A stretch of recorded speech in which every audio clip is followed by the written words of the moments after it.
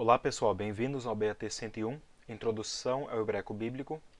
Essa é a primeira aula da unidade 15, na qual nós vamos estudar três coisas. Em primeiro lugar, os particípios do calo. Você verá, e a gramática de Futato trata dos particípios do calo no capítulo 21, nessas seções aí, nessas páginas. Veremos também o verbo pe-alef, na gramática de Futato capítulo 14 e capítulo 18. É um outro tipo de verbo fraco. E finalmente nós também aprenderemos um pouco sobre a ordem sintática no hebraico. Isso é uma coisa muito importante, mas ao mesmo tempo é bem difícil de se aprender acerca da ordem sintática no hebraico, porque existem muitas coisas que diferem da ordem sintática no português. O que é uma ordem sintática? É quando, por exemplo, no português a ordem sintática normal seria sujeito, verbo, objeto. Eu matei o gato. Por exemplo, eu atirei o pau no gato.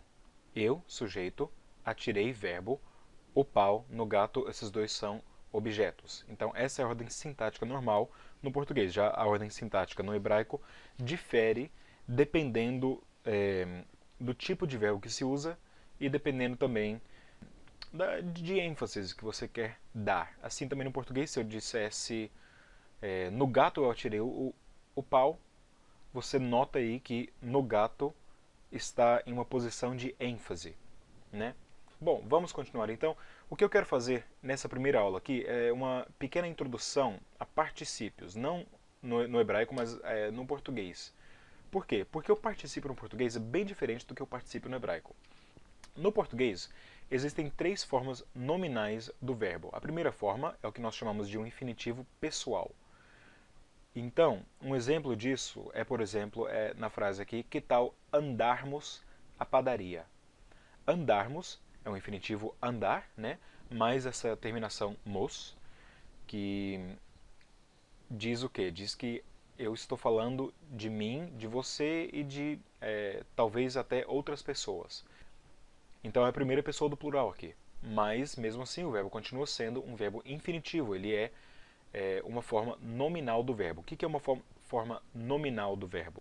A forma nominal do verbo é um verbo que age de certas formas como se fosse também um substantivo. Então, quando eu digo que tal andarmos à padaria, andarmos aqui está funcionando tanto como verbo quanto como um substantivo.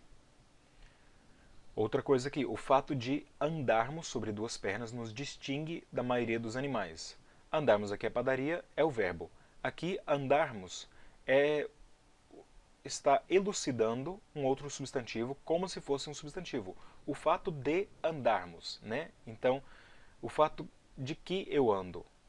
Essa forma verbal aqui, então, está funcionando como se fosse um substantivo. Se eu quisesse utilizar um verbo, eu diria o fato de que eu ando, né? Eu ando ali seria eu, substantivo, ando, verbo.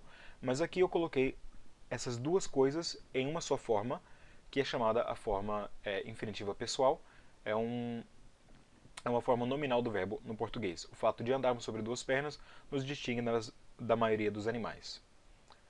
Bom, o que mais? Nós temos também no português o gerúndio. O gerúndio mostra uma ação em desenvolvimento. Como assim? Quando eu digo, por exemplo, o menino rindo aplaudiu o mágico. Rindo é uma forma verbal, mas ao mesmo tempo está funcionando aqui quase como se fosse um adjetivo, né? Está dando uma descrição acerca do menino. Então, o gerúndio no português serve essa função, mostra uma ação verbal em desenvolvimento. Já o particípio no português mostra uma ação verbal concluída. Por exemplo, tenho matado muitas moscas. Ou ele chegou morto de fome em casa.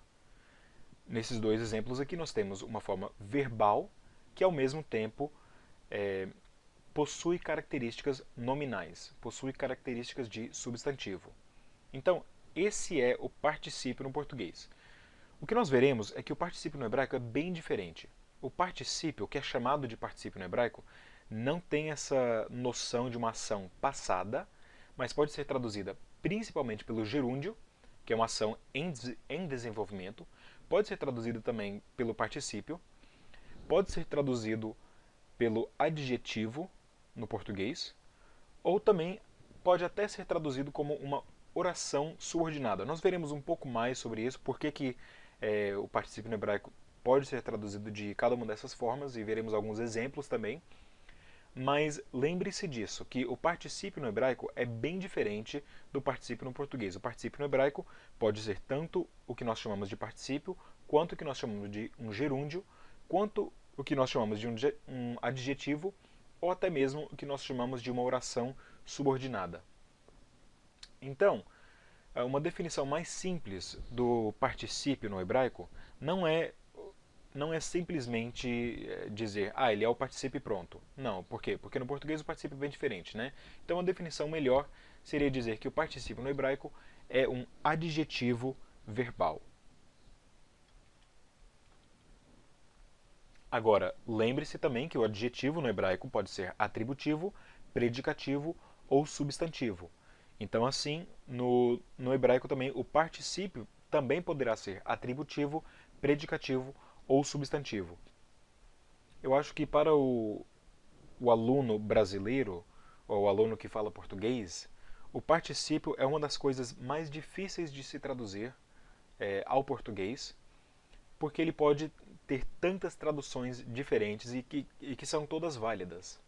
Mas não se preocupem, nós vamos estudar mais acerca do particípio e eu acho que poderemos aprender também com os exercícios e os testes acerca dos particípios. Tá bom, pessoal? Por enquanto é só isso. Até a próxima. Shalom.